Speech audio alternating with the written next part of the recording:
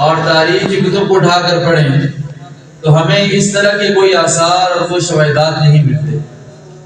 اللہ رب العزت نے ارشاد فرمایا کہ اے ایمان والو اللہ سے ڈرو اور سچوں کے ساتھ ہو جاؤ۔ اب موجودہ حالات میں ہر دور کی نسبت وہ ماضی ہو یا مستقبل ہو، ہر دور کے نسبت، کیونکہ ہم جس دور کے اندر جی رہے ہیں، باوجود اس بات کے کہ رب ذوالجلال کے کرم سے جو رب نے اپنے بندوں کو وہ ذہن عطا فرمایا، وہ قوت عطا فرمائی، وہ طاقت عطا فرمائی، لوگوں نے نئی نئی ایجادات بنا کر رکھ دی، باوجود ان تمام ایجادات کے اللہ کے نبی علیہ السلام نے ارشاد فرمایا تھا کہ قیامت کے قریب ایک زمانہ ایسا آئے گا کہ میری امت کے لوگوں کے لیے، مسلمانوں کے لیے، مسلمانوں کی بات کی جا رہی ہے، ہماری بات کی جا رہی ہے، ارشاد فرمایا کہ میری امت کے لوگوں کے لیے اپنا ایمان بچانا، اپنا دین بچانا اتنا مشکل ہو جائے گا، اتنا مشکل ہو جائے گا کہ آپ نے مثال دی، ارشاد فرمایا کہ جس طرح کسی کی ہتھیلی کے اوپر انگارے رکھے ہوں، کوئلے رکھے ہوں، اور آپ سب بخوبی جانتے ہیں سردیوں کا موسم بھی آ گیا ہے، کوئلے کو، انگارے کو جتنی ہوا دی جائے اتنی تیز آگ پکڑتا ہے۔ رب کے حبیب نے کیا ارشاد فرمایا؟ فرمایا قرب قیامت میں ایک زمانہ ایسا آئے گا کہ ایمان اور دین بچانا اتنا مشکل ہو جائے گا کہ جس طرح کسی کے ہاتھ میں انگارے رکھے ہوں ہتھیلی کے اوپر، اور تیز طوفانی ہوا چل رہی ہو، اور وہ ہوا بھی انگاروں کے سمت میں چل رہی ہو، انسان اس ہوا کے سمت میں بھاگ رہا ہو۔ فرمایا کہ ان حالات کے اندر جس طرح ہتھیلی کو جلنے سے بچانا مشکل ہے، اتنا ہی مشکل ایمان بچانا ہو گیا۔ اور یہ حالات، یہ صورتحال آج ہمارے درمیان موجود ہو چکی ہے، لیکن اس کے باوجود ہم میں سے جو لوگ ایمان پر سلامت رہیں گے، اللہ سے ڈرتے رہیں گے، دین اور ایمان کو بچا کر رکھیں گے، ان کے بارے میں رب کے حبیب نے کیا ارشاد فرمایا؟ فرمایا میرے صحابہ تمہارے لیے ایک خوشخبری ہے، لیکن جو قرب قیامت میں لوگ آئیں گے جن کے لیے فرمایا کہ ان کے لیے ایمان بچانا مشکل ہو جائے گا، فرمایا کہ جو قرب قیامت میں لوگ آئیں گے ان کے لیے دو خوشخبریاں ہیں۔ صحابہ نے ارشاد فرمایا کہ ہمارے لیے ایک خوشخبری، اور ہم سے بعد آنے والوں کے لیے اور بعد کی بھی بات قرب قیامت والے لوگوں کے لیے دو خوشخبری کیوں ہیں؟ تو ارشاد فرمایا کہ تم لوگوں نے میرے ہاتھوں سے چاند کو دو ٹکڑے ہوتے ہوئے دیکھا، اسلام قبول کر لیا۔ تم لوگوں نے میری مٹھی کے اندر پتھروں کو کلمہ پڑھتے ہوئے دیکھا تو اسلام قبول کر لیا۔ تم لوگوں نے علی کی نماز مکمل کرنے کے لیے سورج کو لوٹتا ہوا دیکھا تو اسلام قبول کر لیا۔ تم لوگوں نے میرے اشاروں پر درختوں کو جڑوں سمیت زمین چیر کراتے ہوئے دیکھا تو اسلام قبول کر لیا۔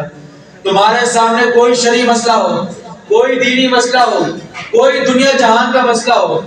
تمہارے سامنے مسئلہ آتا ہے، میرے سامنے آ کر پیش کرتے ہو، رب کا کلام آتا ہے، رب کی وحی آتی ہے، میں تمہارے سامنے بیان کرتا ہوں، تمہیں پتہ لگ جاتا ہے تم نے اسلام قبول کرے۔ لیکن سنو،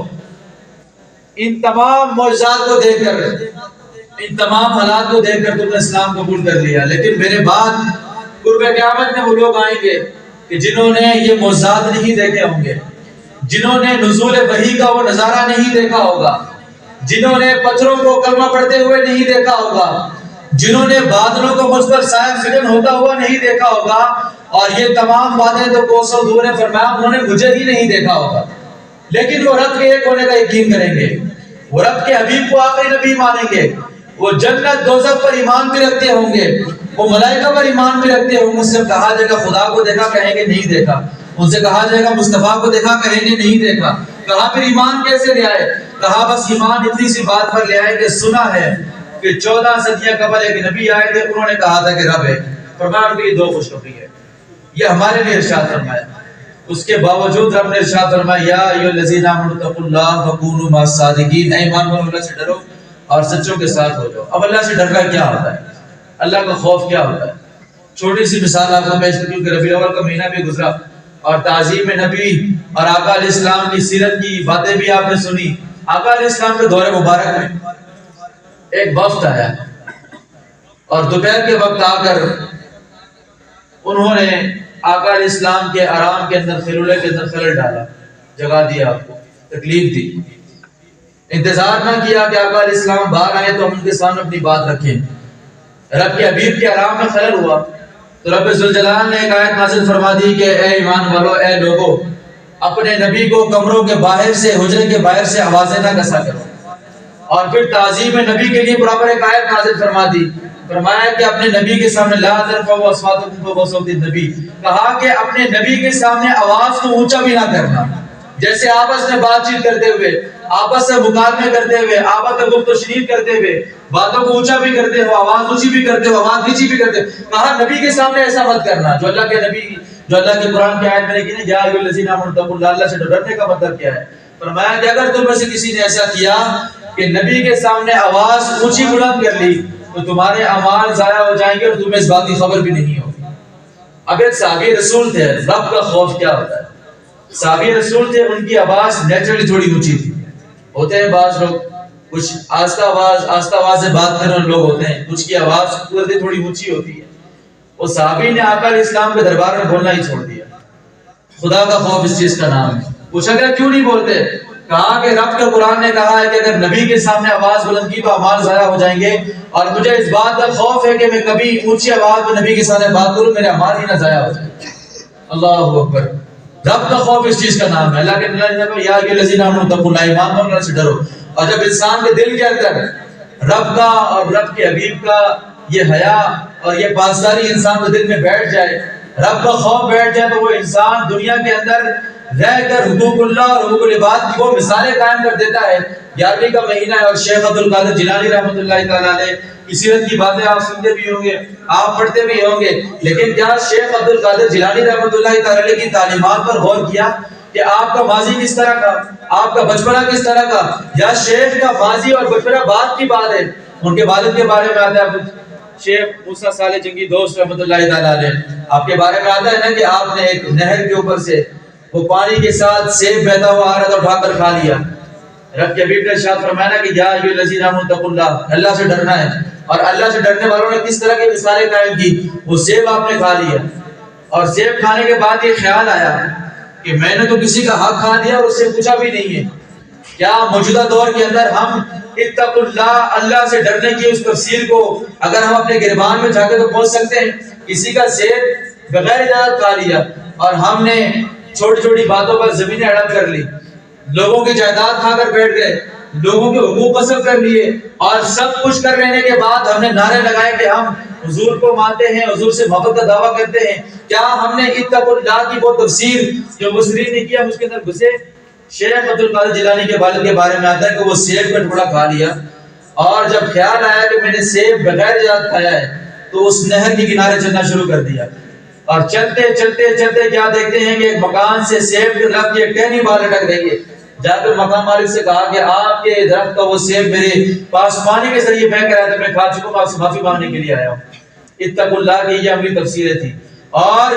اللہ کے ڈر کا یہ عالم جب تھا ایک باپ کے اندر، دنیا نے دیکھا کہ شیخ عبد القادر جیلانی کی کیا تعلیمات اور کیا آپ کے جہاد جو دنیا میں آپ چھوڑ کر گئے، آپ اس پر حیران رہ جائیں گے۔ اور اگلی آیت جو اس آیت میں اگلا ایسا فرمایا وَكُونُوا مَعَ الصَّادِقِينَ، فرمایا کہ سچوں کے ساتھ ہو جاؤ۔ اب سچوں کے ساتھ ہونے کا مطلب کیا ہے؟ ایک ہوتا ہے کہ کسی کے ساتھ ہمارا جسمانی تعلق قائم رہتا ہے، ہم اچھے لوگوں کے ساتھ اٹھتے بھی ہیں، ہم ان کے ساتھ بیٹھتے ہیں، ان کے ساتھ کھانا کھاتے ہیں، ان کے ساتھ رشتے ناطے قائم کرتے ہیں، اٹھنا بیٹھنا۔ کونوا مع الصادقین کا مطلب صرف یہ نہیں کہ ہم نے اچھے لوگوں کے ساتھ دوستی کر لی تو ہم اس آیت کے مصداق ہو گئے کہ ہم اللہ سے ڈرتے بھی ہیں اور اللہ کے نیک لوگوں کے ساتھ بھی ہو گئے۔ فقط دوستی کر لینا، فقط ان کے ساتھ اٹھنا بیٹھنا اختیار کر لینا، فقط ان کی مجالس اختیار کر لینا، اس چیز کا نام کونوا مع الصادقین کی تفسیر نہیں ہے، بلکہ مفسرین نے ارشاد فرمایا کونوا مع الصادقین کا مطلب یہ ہے، نیک لوگوں کے ساتھ اٹھنے بیٹھنے کا مطلب کیا ہے؟ فرمایا کہ تم نے ان کے راستے کو مکمل طور پہ پکڑ لینا ہے۔ اور اس کائنات کے سب سے بڑے سچے رب کے بعد اللہ کے حبیب صلی اللہ تعالی علیہ وسلم، اللہ نے ارشاد فرمایا کہ سچوں کے ساتھ ہونا ہے۔ اور مفسرین نے تفسیر کی، کہا کہ سچوں کے ساتھ ہونے کا یہ مطلب ہرگز نہیں ہوتا کہ انسان کہے کہ میرا فلانے بندے کے ساتھ بڑا اچھا تعلق ہے۔ دنیا کی مثال لے رہے ہیں، اگر ہم یہ کہیں کہ میں فلانے خاندان سے ہوں، میں فلانے قبیلے سے تعلق رکھتا ہوں، میرا فلانے بندے کے ساتھ بڑا اچھا تعلق واسطہ ہے، تو ایک عام سننے والا آدمی اس بات کو بھی قبول نہیں کرے گا۔ وہ کہے گا کہ میں دیکھتا ہوں کہ اگر ایک بندہ کہتا ہے کہ میں نقشبندی ہوں، ایک بندہ کہتا ہے کہ میں روحانیت کے اصطلاح سے قادری ہوں، ایک بندہ کہتا ہے کہ میں چشتی ہوں، اور سلاسل کے نام لیتا ہے. ایک بندہ ایک بڑے استاد کا نام، ایک بڑے پروفیسر کا نام کہتا ہے کہ میں اس کے ساتھ تعلق رکھتا ہوں، میرا ان کا بڑا اچھا رشتہ ہے. تو ایک عام دیکھنے والا آدمی، ایک میرے جیسا سادہ دیکھنے والا آدمی کبھی بھی اس بات کو قبول نہیں کرے گا. کہے گا کہ جو بندہ دعویٰ کر رہا ہے، دیکھا جائے گا کہ وہ جس چیز کے بارے میں دعویٰ کر رہا ہے اس میں کتنا اتر رہا ہے. اگر ایک بندہ کہتا ہے کہ میں نقشبندی ہوں، تو دیکھا جائے گا خواجہ باؤنڈی نقشبند رحمۃ اللہ علیہ کی کتنی تعلیمات پر عمل کرتا ہے. ان کے اور اس کے طرز زندگی میں کتنا ایک فرق ہے. آیا فرق ہے کہ دونوں ایک ہی ٹائم گزار رہے ہیں؟ بندہ کہتا ہے کہ میں قادری ہوں، تو اس کے دیکھا جائے گا کہ وہ شیخ عبد القادر جیلانی رحمۃ اللہ علیہ کے طریقے کے مطابق کتنی زندگی گزار رہا ہے. آپ بڑے سے بڑی مثال لے لیں، بڑے سے بڑے لوگوں کے ساتھ آپ نام لیوا بن جائیں، اس وقت تک حقیقی طور پر سچوں کے ساتھ نہیں ہو سکتے جب تک ان کی تعلیمات پر عمل کرنے والے نہیں ہو سکتے. اور یہ مہینہ قادریوں کے پیر اور یہ مہینہ مسلمانوں کے ایک عظیم بزرگ شیخ عبد القادر جیلانی رحمۃ اللہ 11ویں کا ہے. آئے ہم دیکھتے ہیں کہ انہوں نے دنیا کے اندر اپنی زندگی کس طرح گزاری. ایک چھوٹی سی مثال، موجودہ حالات میں مہنگائی کا عالم ہے اور ہر بندہ اپنی اپنی ذات کے مطابق، اپنی اپنی استطاعت کے مطابق لوگوں کی مدد بھی کر رہا ہے اور لوگ پریشان بھی ہیں. لیکن پھر بھی جو صاحب ثروت حضرات ہیں، جو صاحب مال حضرات ہیں، شیخ عبد القادر جیلانی کے بارے میں آتا ہے کہ آپ ایک مرتبہ ایک سمندر کے کنارے کھڑے ہوئے تھے، دریا کے کنارے، اور وہاں دیکھا کہ ایک شخص کھڑا بڑا پریشان کھڑا ہوا ہے اور بڑی تکلیف کے اندر ہے، رو رہا ہے، پریشان ہے، آنکھوں سے آنسو جاری ہیں. اس کے پاس تشریف لے گئے. آپ پوچھا کہ تمہارے رونے کی کیا وجہ ہے، کیوں رو رہے ہو؟ اس نے کہا کہ شیخ جانتا نہیں تھا. کہا کہ اے اللہ کے بندے، میرے رونے کی وجہ یہ ہے کہ میں فلانے علاقے سے سفر کر کے آیا، کشتی پر بیٹھ گیا اور کشتی کو چلانے والا جو ملاح تھا، جو اس کو چلانے والا دریا کے اندر، وہ شخص میرا رشتہ دار تھا، میرا محلے دار تھا. ہم ایک علاقے میں رہتے ہیں، ہمارا بڑا تعلق واسطہ تھا، تو میرے پاس جیب میں اتنی اماؤنٹ، اتنے پیسے نہیں تھے کہ اس کو کرایہ دے کر دوسری جگہ پر پہنچ جاتا. اس نے کہا کہ میں نے کیا کیا کہ میں خاموشی کے ساتھ کشتی پر بیٹھ گیا اور میرے دل و دماغ کے اندر یہ بھرم تھا کہ یہ میرا محلے دار ہے، یہ میرا رشتہ دار ہے، اسے تو میرا بڑا تعلق واسطہ، یہ مجھے کرایہ معاف کر دے گا، بعد میں دے دوں گا. کہا کہ جب کشتی سے اترنے کا وقت آیا اور اس کے سامنے میں نے یہ عرضی رکھی، میں نے کہا کہ میری جیب میں تمہیں دینے کے لیے کرایہ کچھ نہیں ہے اور سدا حالات ایک جیسے نہیں رکھتے. سب دکھوں میں سے بڑا دکھ ہی بڑا روگ غریبی کا ہے. دنیا کے اندر سدا حالات کسی کے کل کے تک نشین، ایک دن کے تک نہیں، دوسرے کے زوال پذیر بھی ہو جاتے ہیں اور بعض اوقات ایک زوال پذیر آدمی تک پر بیٹھ جاتا ہے، یہ رب کے کام ہے. لیکن دیکھا یہ جاتا ہے کس حالات کے اندر کون بندہ کس کا کتنا ساتھ دے رہا ہے، اس نے کتنا اللہ اور اس کے رسول کی تعلیمات پر عمل کیا ہے. وہ سچے ہونے کا دعویٰ بھی کر رہا ہے، سچے لوگوں کے ساتھ سنگت کا دعویٰ کر رہا ہے، سچے لوگوں سے دوستی کا دعویٰ کر رہا ہے. دیکھا جائے گا کہ اس نے سچے لوگوں کی تعلیمات پر عمل کتنا کیا ہے. کہا کہ اس نے کہا کہ میں نے جب اس شخص کے سامنے یہ کہا کہ میرے پاس دینے کے لیے کرایہ نہیں ہے، ایک وقت دے دو، جب پیسے آئے تو واپس دے دوں گا. کہا کہ وہ اگر منع کر دیتا تو کی بات تھی، اس نے مجھے پورے محلوں کے سامنے، اور اگر میں آسان الفاظ میں بیان کروں تو تمام شریکوں کے سامنے مجھے ذلیل کیا ہے کہ جب جیب میں پیسے نہیں ہوتے سواری پر سواری نہ ہوا کرے. کہا کہ وہ دکھ اور وہ تکلیف، وہ غم جو اس نے میری عزت کے ساتھ کھیلا، اس کو وہ مجھے دکھ بڑا ہے اس کا. تو شیخ عبد القادر جیلانی رحمۃ اللہ تعالی علیہ، اللہ اکبر، یا ایھا الذین آمنوا اتقوا اللہ کونوا مع الصادقین، اللہ سے ڈرو، سچوں کا کیا عمل فرمایا. آپ نے اپنی جیب سے اس وقت کی کرنسی کے مطابق کوئی درہم اس کشتی والے کو عطا فرما دی اور کہا کہ جب جب تمہاری کشتی کے اوپر کوئی ایسا شخص سوار ہو جو دنیا کے حالات سے تنگ ہو، معاشی طور پر کمزور ہو، وہ نادار ہو، وہ مستحق کو کہا کہ اس کو سواری کرا دینا اور کرایہ شیخ عبد القادر جیلانی کے اکاؤنٹ سے کاٹ دینا. یا ایھا الذین آمنوا اتقوا اللہ وکونوا مع الصادقین کی عملی تفسیر یہ ہے کہ ہم نے سچوں کا اگر نام لینا ہے تو سچوں کے ساتھ بھی ہو جانا ہے، اور جب ہم سچوں کے ساتھ ہو جائیں گے تو رب ذوالجلال ہمیں دنیا کے کیا آخرت کے فائدے بہت بڑے ہیں. دنیا کے کیا فائدے عطا فرمائے گا. سیدنا عمر فاروق کے بارے میں آتا ہے کہ جب آپ نے وہ 22 لاکھ مربع میل پر حکمرانی کر لی اور اس وقت کی سپر پاور کو آپ نے لا کر اسلام کے قدموں کے اندر ڈھیر کیا اور بڑے سے بڑا مال قدموں میں لایا تو آپ رو رہے تھے، آپ کی آنکھوں میں آنسو جاری تھے. ایک سچے کے ساتھ تعلق بنا لینا اور پھر سچے کے طریقے پر چلنے کا رب دنیا میں کتنا بڑا اجر دیتا ہے، سیدنا عمر فاروق سے بڑی کوئی مثال نہیں ملتی. آپ سے پوچھا گیا کہ آپ رو کیوں رہے ہیں، آپ تو خوشی کا موقع ہے، آج تو خوشی کا موقع ہے کہ آپ نے دنیا کی سب سے بڑی پاور کو آپ نے شکست دے دی ہے. اور دنیا جہان کا مال و متاع ابھی تک میں ڈھیر ہو چکا ہے، آج رونے کی کیا وجہ ہے؟ ارشاد فرمایا کہ رونے کے پیچھے بہت بڑی وجہ ہے۔ وجہ یہ ہے کہ عمر جب سچے محمد عربی صلی اللہ علیہ وسلم کے دامن سے وابستہ نہیں ہوا تھا، ان کے ساتھ بیٹھا نہیں تھا، اپنے والد کے ساتھ ایک دفعہ مکے کے صحراؤں کے اندر اونٹ چلا رہا تھا، اور کہا کہ اونٹ چلانے کا طریقہ کار یہ ہوا کرتا تھا کہ ہمیں اونٹ کو ایک سیدھی لائنوں میں لگایا جاتا تھا، ایک پراپر طریقہ تھا اونٹ کو چلانے کا، اور جو بندہ اونٹ کو سیدھے لائن میں ایک لائن قطار بنوا کر نہ چلا سکتا وہ مکمل طور پر چرواہا نہیں کہلاتا تھا، کیونکہ ہر دور کے اندر ہر وقت کے اندر کچھ چیزیں ایسی ہوتی ہیں جو انسان کو اپنے گاؤں کے اندر رہتے ہوئے اپنے شہر کے اندر رہتے ہوئے وہ کام کرنے پڑتے ہیں، اور جو انسان آج کے دور کے اندر بھی اچھے طریقے سے گھاس کی کٹائی نہیں کر سکتا،